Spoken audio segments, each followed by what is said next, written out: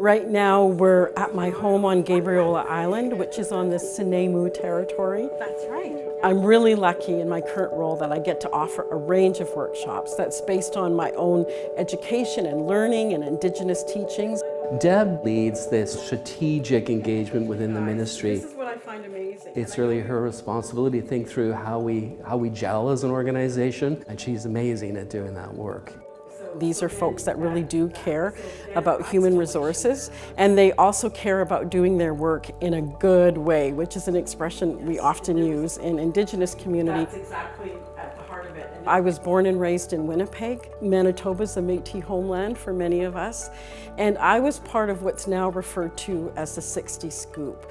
I was apprehended by the Children's Aid Society and I was put into foster care. How it shaped me in my life is family became incredibly important to me, and identity and belonging. And I've woven that through all of my work.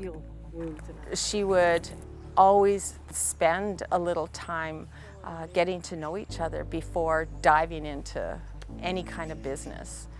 And one thing she said about that was, you know, if you devote the time that is needed to build relationship, the work that follows is going to flow so much better. I didn't join the public service till I was 45.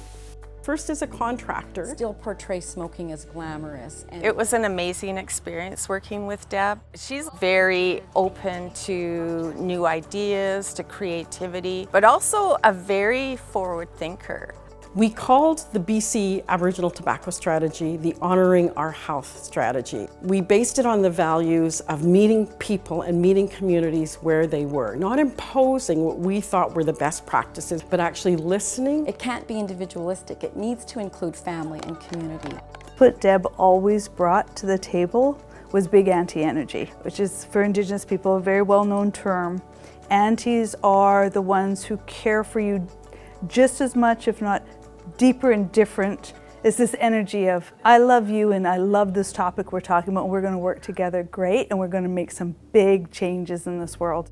The First Nations Health Authority is the first of its kind in Canada, and we led the way in so many ways around self-determination. It was a mammoth task. She made sure that what we were saying was heard inside government. She taught us, as she said, whenever something hurts, when it feels a little, you put your hand on your heart and you say, I'm about to grow because I'm about to learn something. I would say Deb's emotional intelligence is off the scale, and how she's then, really shared some of that awareness with us and helped us to find it in ourselves and bring it out in our work and with our colleagues.